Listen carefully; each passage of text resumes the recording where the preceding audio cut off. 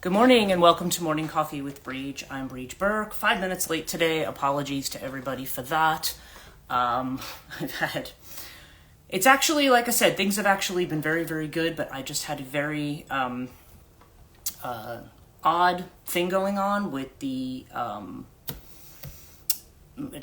had like all these, good morning, Pat. Sorry, I'm running a little late today. I'm going to see who joins. Good morning, Alex. And good morning, Joanne. And Joanne, I just got your message. Thank you very much. I got that.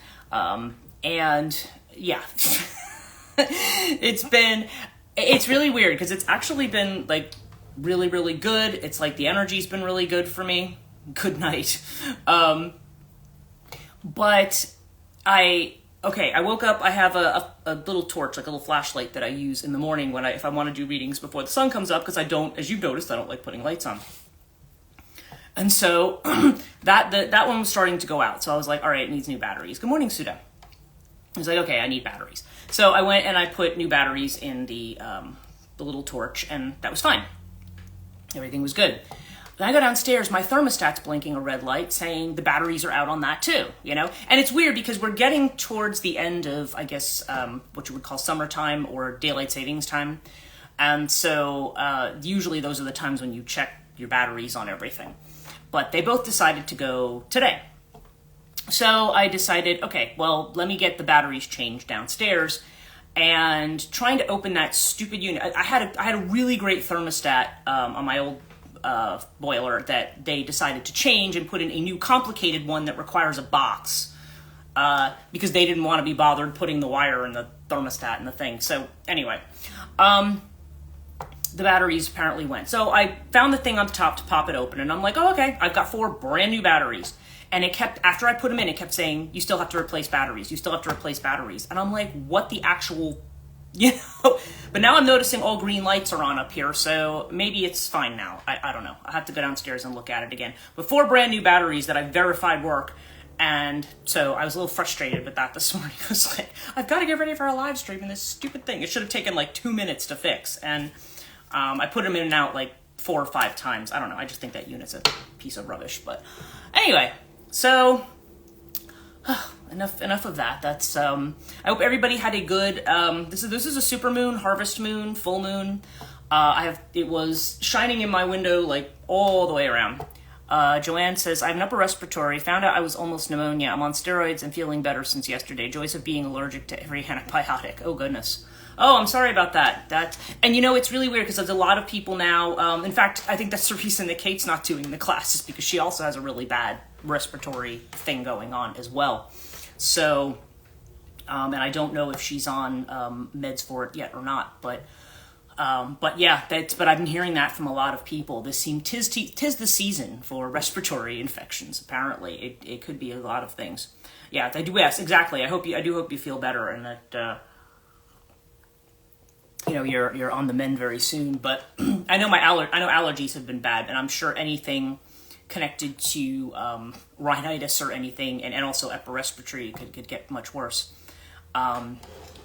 So yeah, it's just it's a beautiful season, but it is if you're prone to that kind of stuff.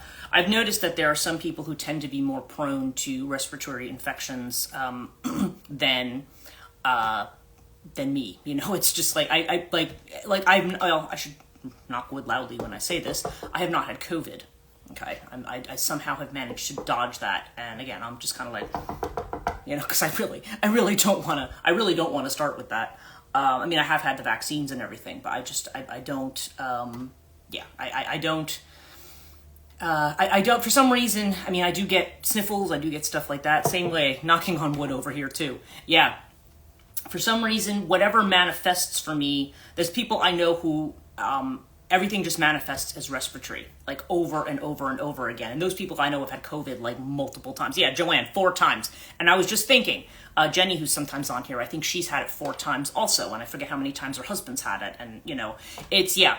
I don't know why. That's just not, doesn't seem to be the spot that seems to be difficult for me, but I do know that a lot of people do suffer with that. And when it comes on, it's just like, it never comes on in a quiet way. It's just like, nope, it's a big full-blown something.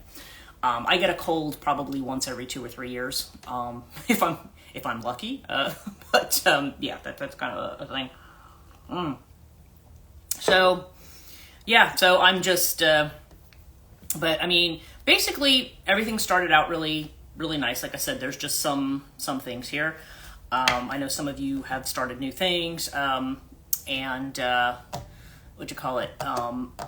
Since I have Pat on here, I'm just going to let you know, I know we have an appointment tonight, and I have someplace I have to be at 7, so we'll probably be like right on time. If you wanted to pop in, if you're home earlier and want to pop in a couple minutes earlier, I can do that if we want to have a little more time to catch up on things. So just letting you know that while you're here.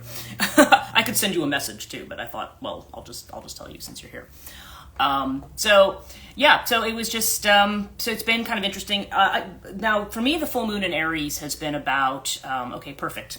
Cool. Fantastic. So, I had some weird dreams last night, and they were all dreams about living abroad. They were all dreams about, it was like I was in England and I was at somebody's house in England, and we were walking around, and I don't know, somebody was doing something, somebody was like kind of cracking open a beer and drinking it, and there was just all, I don't know, there were just people around and there was stuff going on.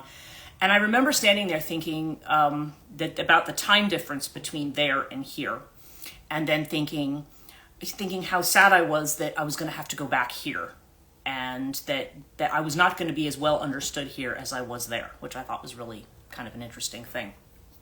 But yeah, so weird dreams about that. And when I met with Joanna yesterday, we were talking about passports and stuff. I don't know if I gave people an update on the Slovakian passport. I'm not eligible. I'm what it is I'm not. I can't.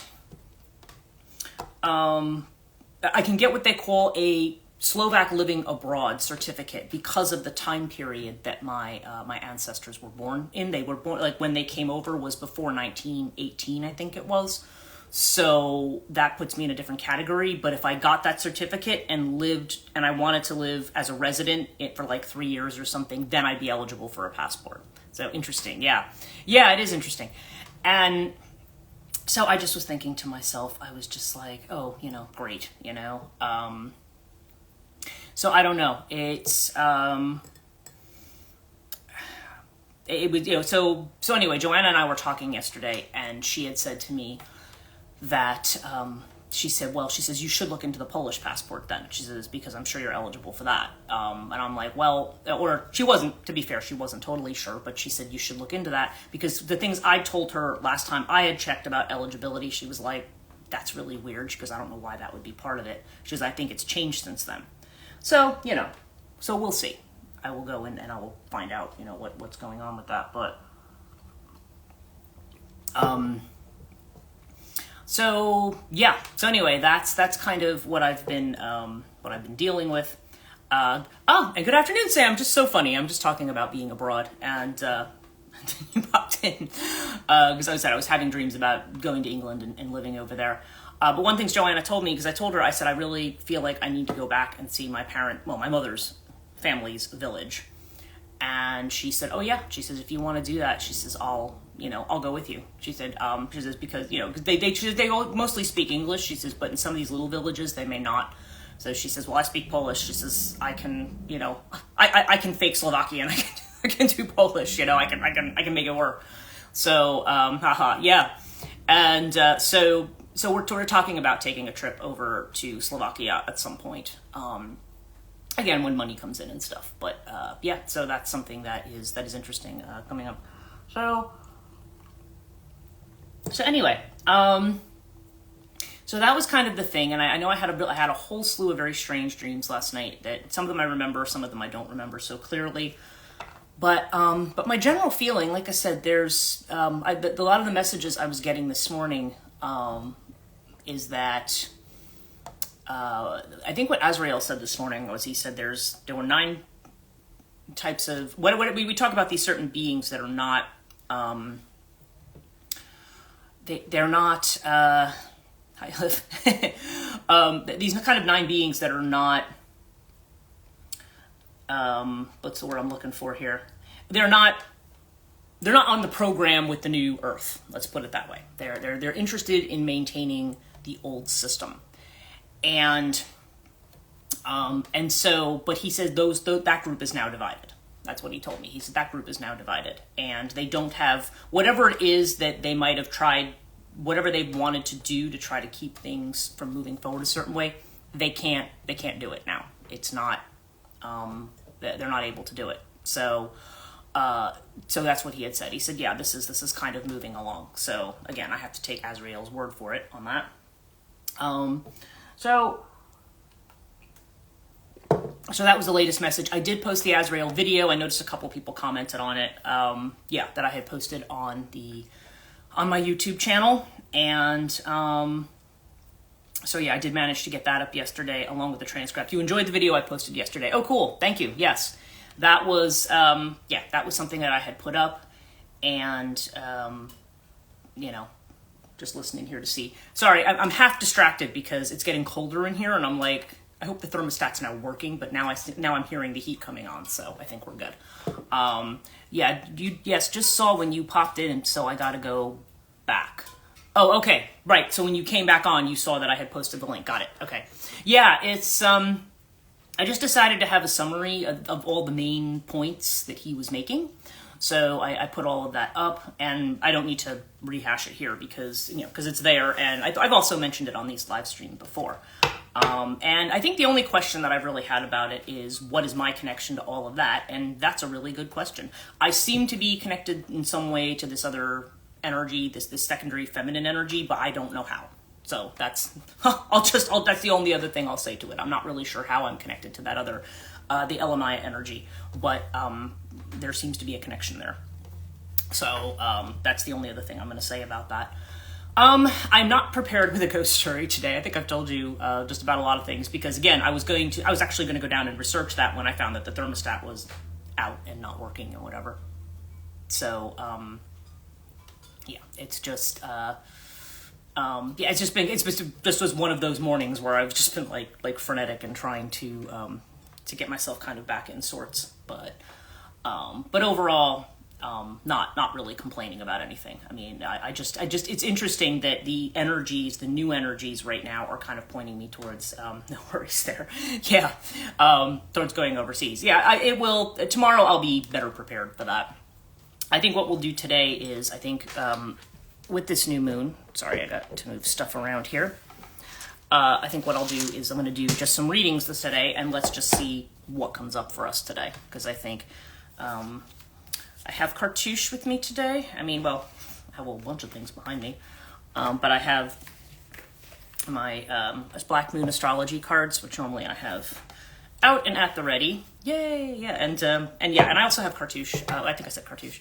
So I'm going to start with the Black Moon astrology cards because we are at a full moon, and the astrology of today is pretty intense. But actually, Venus and Pluto, fun, yeah. Venus and Pluto are working together today, and apparently in a very harmonious way. So that's good news for today. It's kind of maybe pushing us towards. With this Venus energy. Well, Venus energy, I think if we think about it, I think it's different between Eastern and Western astrology. Venus in Vedic astrology tends to be more about, Venus is kind of the guru of the Asuras, the guru of the beings that we tend to regard as quote-unquote demonic, but I don't think that's really the right sense of it. It's more that they're just very materially focused. And as we know, when one is overly material focused, that can lead to greed and lust for power and things like that. So there's that kind of a thing. So Venus tends to be associated, Venus is called Shukra, and is a little bit, and actually is a masculine entity in what they call the Navagrahas, the planetary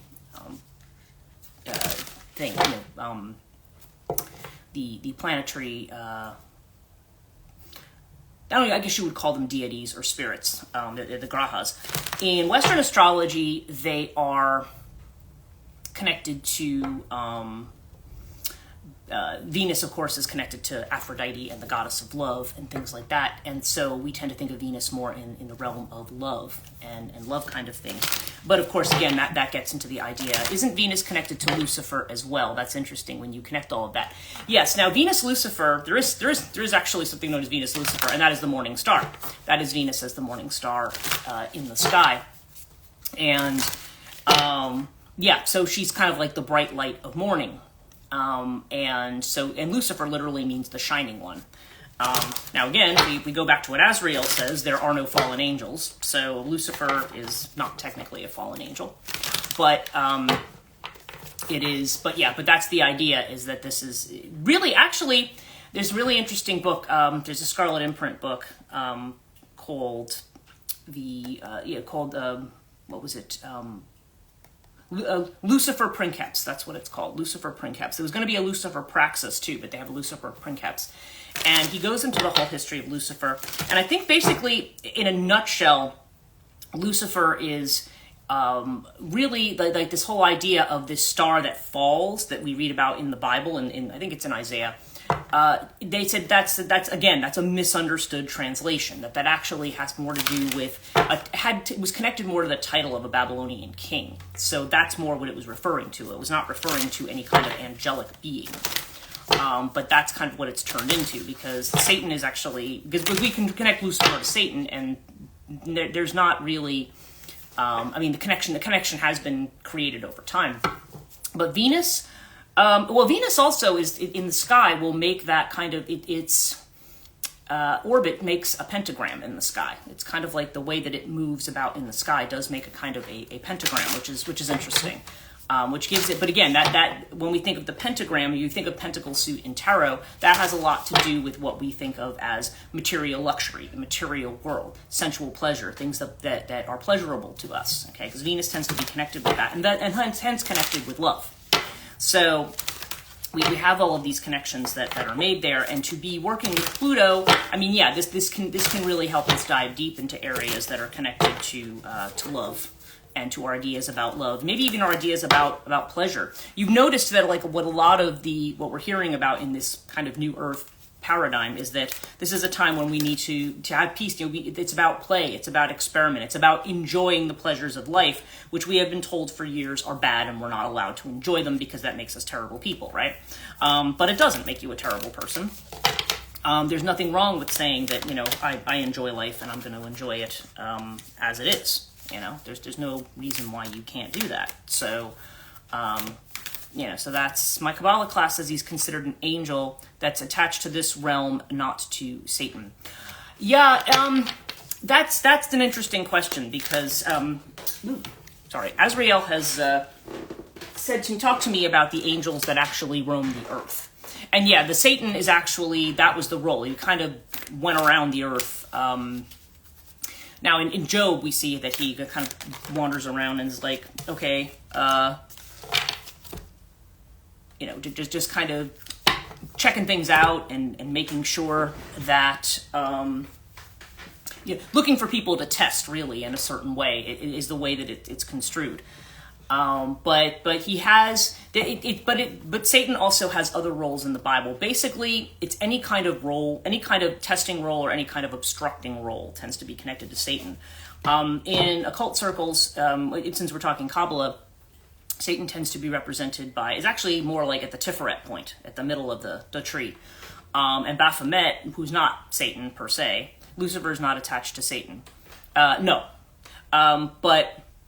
that's what I'm saying. Satan is a role. Satan is a role that an angel can play. And later on, Satan kind of got developed, is what they say. Yeah, no, I know. But it's just, I know what, what there is they're taking, there's kind of a development of the idea of Satan, I guess is what I'm saying. And that may be kind of the current idea, is that this is some kind of, right, because Satan is considered to be dealing with this realm. So that's why, and kind of comes through and presents kind of these tests and challenges, and also, but the way that he's that term Shin Tef Nun, that Satan is constructed in more occult thinking, like you'll see through Crowley and some of the others, is that represents that point at the center of the tree, because that is the point between incarnation and dissolution. Okay, and some of it, even the Kabbalistic stuff, kind of goes back to this idea that the heavenly realm is kind of the preferred realm. Like that's the way we have it. It's kind of like this idea that we are rising up towards heaven, and that the earth is something corrupt, and we don't want to be bothered with it. But Baphomet is really, and I'm not saying that Kabbalah necessarily espouses that, but that's the way people have tried to translate it. And when Baphomet is, when you look at Baphomet's a zoomorph. Baphomet has both human aspects and animal aspects, right? Looks like half like a goat, half like a person, half like a man, half like a woman. That's why when they made that Baphomet statue, it's Satanic Temple, I'm like, it doesn't have boobs. It's not right. It's like, because it's part female too, part male, part female. Salve coagula makes the two mudras for light and dark. I mean, basically that's the collection of all the opposites there. All the possibilities for incarnation is generally the way that that's described. And yes, that's what they said. I love Baphomet. You have a squishy. I love those Baphomet squishies. I saw those. I was like, oh, those are really cute. I would love to have one of those. But it's but that's what Baphomet represents. Baphomet's not and neither is Satan. They're not about fallen angels or enemies of God or anything like that. They are generally there doing the same kind of work. But the word Satan itself has to do with obstruction. And I think, as I mentioned the other day about the story of Balaam and the donkey in the book of Numbers, I think it's Numbers 23, where, there's an angel with a flaming sword that stands in front of the donkey. Well, the Hebrew for that is Satan, that angel is acting as a Satan, because it's saying, no, I'm not allowing you to do this thing. I'm going to stand in your path. So that is kind of the element of that. And people talk about something being satanic. I'm like, well, in what sense? Most people, if you talk to just the average person about that, they're going to assume, oh, this has to do with evil and hell and ultimate evil and stuff like that. And that's not really what the role of that angel is. That angel is there. I mean, we may think of it that way because we don't like anybody obstructing our path, but that is kind of the role there. Okay, so let's look at our first reading here. Okay, so our first card, we have Cancer. We have the moon, right? So Cancer energy, right? I feel. So we are in a space, and it's interesting because I did a reading this morning for Azrael, and the first card that flipped out of the deck was the moon card. So yeah, this is kind of being in a space where what is felt makes more sense than what we're rationally trying to figure out. Okay, so it's what's intuited. And it's in the environment of Leo. Okay, so this is our fire energy. Now, Leo, of course, is not Aries, but we do have more fire in here. So there's this idea. Leo is really the idea of getting out there, being seen, being creative. Leo's 5th house, right? So that has to do with our creativity, what we are creating, what we bring to the world. And so this is about kind of getting in touch with that space that allows us to create. The mind does not allow us to create. Well, I shouldn't say it that way. That's probably not entirely true. It's not all driven by the mind. Okay. When the mind gets involved, the mind tends to think in causal patterns. So the mind will tend to think like, I need to go back and look for, that's why the mind wants a template. Oh, I'm ready to do this new thing. I want to see how somebody else did it. We do that because that's when the logical mind gets involved. Now, again, it's not that even through a creative source that we might not do something that other people have done, or that's very similar there. But this is so in other words, it's this energy, but Cancer energy also can be very, as much as we may have our guts feelings and instincts about things, Cancer energy is also about where we're not, how do I want to put it? It's like, it can also be that cloudiness that goes with the moon. It can also be that sense of, I'm not sure what's real and what's not. I'm not sure, like under the moonlight, am I really seeing something as it is? We don't have the full light and clarity of the sun. Although Leo does represent sun energy. It's almost like we've got the sun and the moon together here, working. So to me, that's almost also saying the way in which our sense of feeling and what we're intuiting has to work with our action, or manifesting what's going to see the light of day. As a Cancer moon natal person, that checks out. Cloudiness. Yeah, and actually in Vedic astrology, I'm a Cancer moon. I'm actually Leo in Western, and I'm a Cancer ascendant. So yeah, there's that kind of that kind of energy there. But it's almost like we've got sun moon energy together here that we're dealing with, and it's not about which one we choose, it's about how these two work together, right? Now, what we're not seeing, though, is we're not seeing this. We have the earth element, stability, okay? So, earth element's the next card to come up. And earth has to do, so this is, in other words, saying what's not seen right now is how we're going to bring this down to earth, how we're going to ground this energy, how this is going to manifest as a new kind of stability or security. Because when we're in a space of change like this, it's Leo Virgo, you're a Leo Virgo cusp moon, your Venus is in Cancer. Okay, yeah, it's, you're kind of like on the other end of what I'm at. Like you're on the other end of Taurus and you're kind of on the other end of Leo. I think I'm actually at, I think 1 degree of Leo is my moon. So I'm kind of between Leo and Cancer. But it's, but the earth element, and Cancer rising. Yep. Me too. So yeah. And, although again, in Vedic astrology, it's Gemini. So, it's weird though how all of that comes together. You would think, oh, there's a 23-degree difference between those charts, and you would think, oh, that's going to be so, how could you be both of those things? And I'm like, well, yeah, actually I do have very strong elements of both, And Virgo rising, yeah, you're like my my grandniece, Charlie. She's also a Virgo rising. So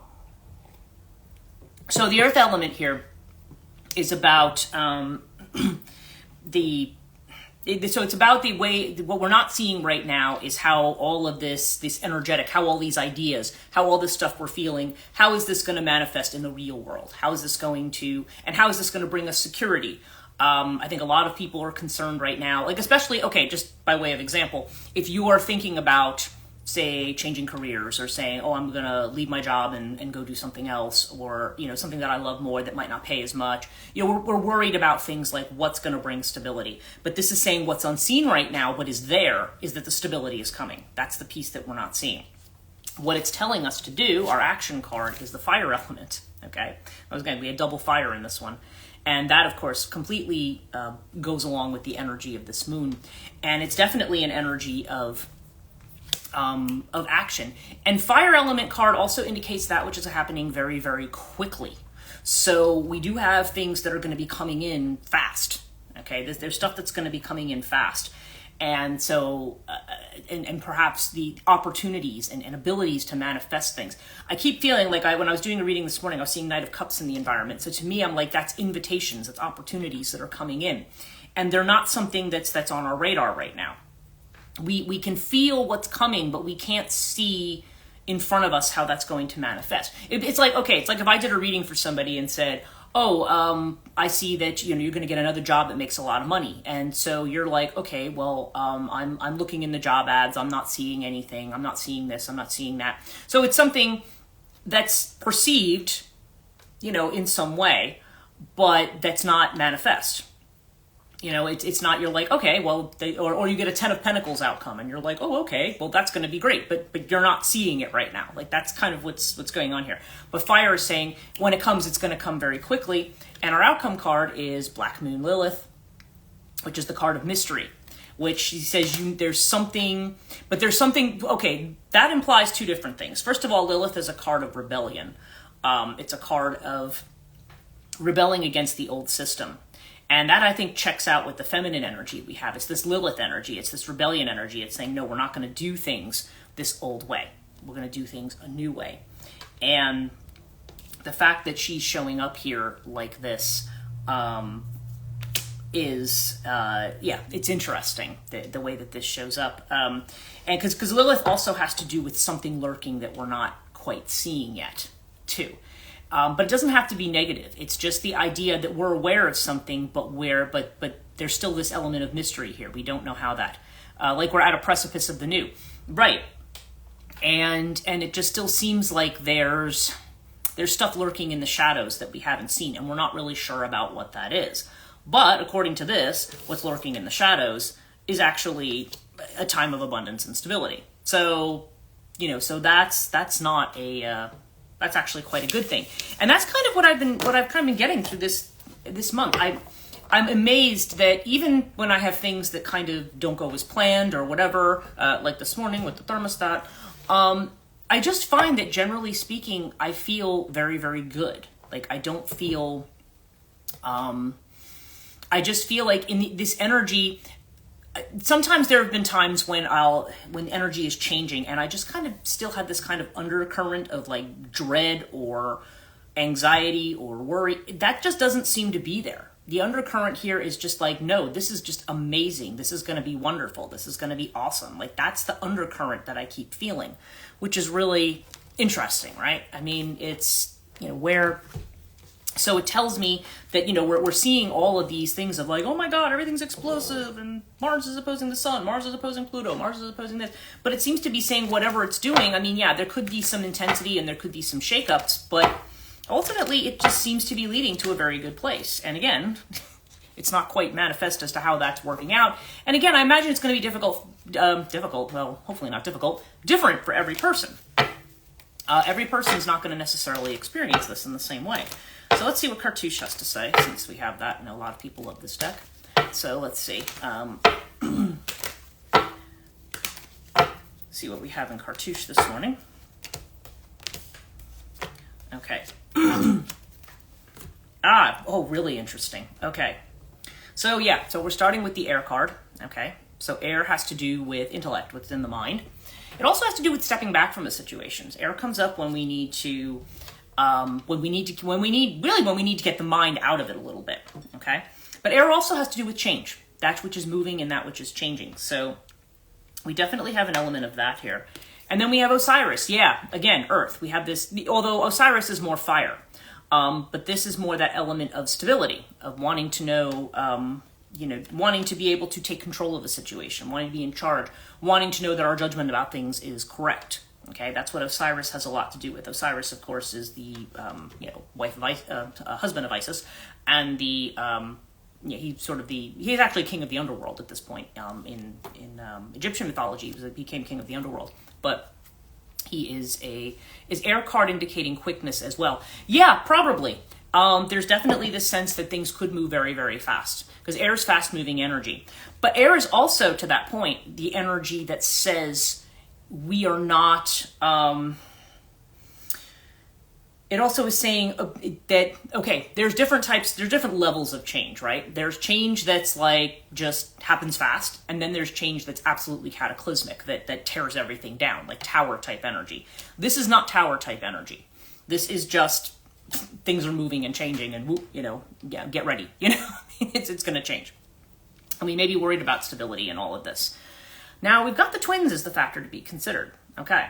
So remember what we've been saying about connection. Remember we got the Lovers card the other day, which is the similar energy. This could actually be Gemini or Libra in this one. But there's this idea of connection. And to me, what that means for a lot of people is this is going to have to do with others. This could be opportunities through others. And a lot of times opportunity does not come in the way we expect. It's not like, oh, I want to do X and Y, so I'm going to ask this person who knows about X and Y. It's more that something just comes in unexpectedly.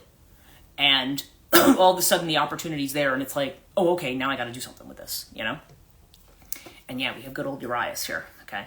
So Urias is literally that same energy. It's like this is the unexpected twist and turn when Urias comes up. But it's a good twist and turn. A lot of people see, because we are conditioned to think of the serpent rather negatively in Western culture, but you have to remember the serpent in Egyptian mythology is royal, okay? When you had the crown of the pharaoh, you always had the Urias on the front. And so this is a sign, this is basically the idea of benefits are coming to you, but they're unseen right now. And they're not going to come necessarily in the way that you expect. So the outcome is Sphinx, which is another card of secrecy. But the Sphinx card says, just wait and see. Okay? In other words, there's nothing you specifically have to do to make something happen. It's just going to come in on its own, and you'll see how the puzzle pieces fall into place. But the one thing it is suggesting is that this is going to be through working with others or through opportunities presented by others. So it's not going to be something where we have to figure all of this out on our own.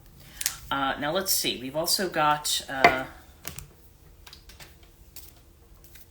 let's get the our regular deck for today, and we'll just finish up with a reading from that.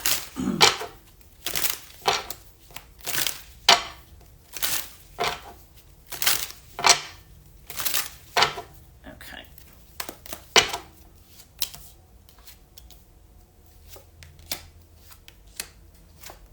Wow. Okay. All right. So our center card here is the Queen of Pentacles, which is the flowering card. Okay. So this is a card of flowering, of opening up. Again, back to the idea that this is time for us to be creative, time for us to show the world who we are, time to express our voice. And of course, being in the suit of pentacles or rainbows in this particular deck, this is saying that we are in a space where, where there's also security. Again, if it's Queen of Pentacles energy, that's the cozy, familiar, feel good kind of, I feel at home kind of energy, right? But this is also an element of flowering. So this is us becoming, the people that we are meant to be. And the inner feeling of which we're unaware is the experiencing card. Okay, we have the Three of Wands. So again, Three of Wands. Now, experiencing, this is about a woman. This shows a woman hugging a tree. So there's this idea of communing, of recognizing that of feeling the inner experience, of experiencing something that maybe is not easy to put into words. But also, we got to remember the Three of Wands is also about collaboration with others. So we're back to that kind of an energy as well of the way in which we use our energy in a group setting rather than just completely individually. But the external feeling of which we're aware is the burden card. Okay, this is the Six of Swords, but this is, in this particular deck, this is about dropping burdens, about moving away from spaces where other people are trying to help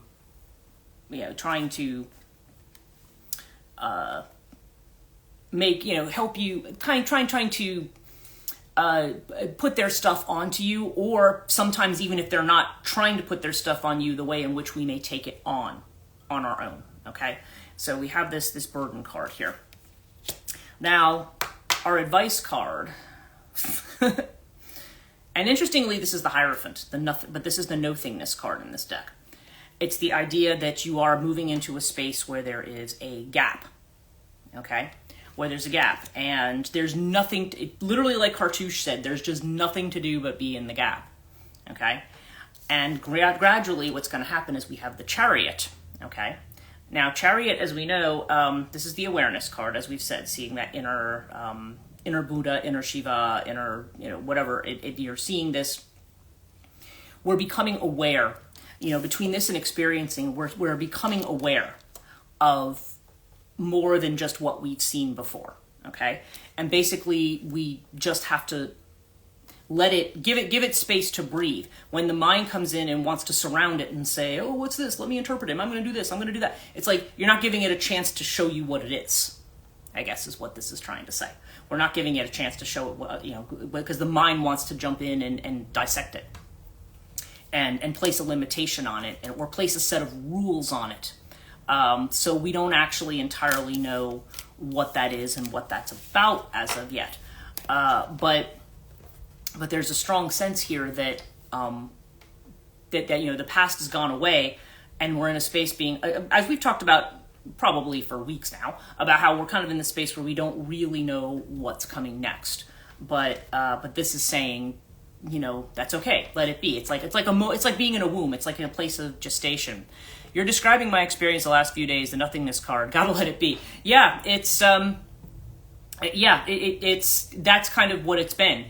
And I do know one of the things that was said the other day is that all the planets many of the outer planets are retrograde right now. And because they are all retrograde, except for Pluto, which has now gone direct, but a lot of them are retrograde, and that this retrograde motion can mean that we're going to be slowed down on certain things right now. So that's another thing to take into account, that we might be in a space where we are slowing down.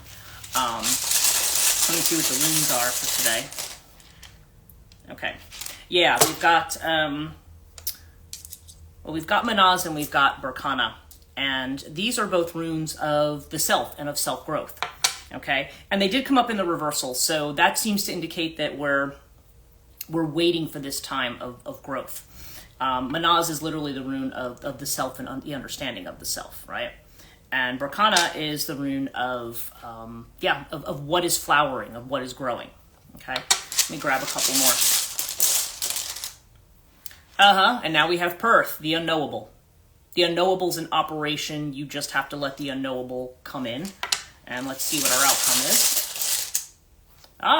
Ansus. Yeah, again, this is Loki energy. This is trickster energy. Okay? Ansus is the message or the gift. And usually when this rune shows up, it says you're going to be taken on an unexpected path. And it's going to be, they said, so be prepared for chance encounters. Be prepared for somebody saying something at the right moment and you going, oh, yeah, that's it. Whatever it is for us, be prepared for that, because it's not going to be something that's, it's coming out of the unknowable right now. And it's just really interesting that we're seeing that kind of across all of these readings, that, there is security and stability. There is growth. But right now we've got to kind of allow it to cook, we've got to allow things to cook a little bit and let it kind of sprout into whatever it's going to be. So anyway, that's what I got for you today. And, so we're moving, we're definitely continuing to move into a new space. Again, we're getting a lot of warnings globally about, how things could be shaken up, but the undercurrent of it feels very, very joyful. And so I just think we're all, once we kind of get through this period and into the new period, it's going to be fine. From the astrologers I'm following, they're basically saying that by the second week in November, we should really see things to really start to cool down and calm down. Like, so if all of this change is making you like, it will start to calm down at that point, and we should all start to feel a little bit more like we're settling in. So actually, as we move into winter, it does seem like things are going to be improving a lot. So anyway, that's what I got for you guys today. Sorry, this one was a little haphazard this morning. You're welcome.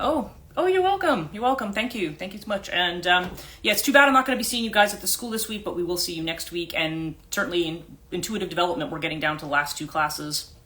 And again, I am teaching it in person this Saturday. I now have 2 people, so that's good. I at least have 2. And if you're in New Jersey, Karena's doing her class is about how to make your own sage bundles. So that's a pretty cool one too. Thank you. I might not be here for the next few days. I'm going away for the weekend. Oh, well, have a great time. And I hope you have a really great trip, and we'll see you when you get back. And and I'll see you 5:15. Okay, I'll be on at 5:15. So everybody have a great day, and I will be back tomorrow morning. So take care.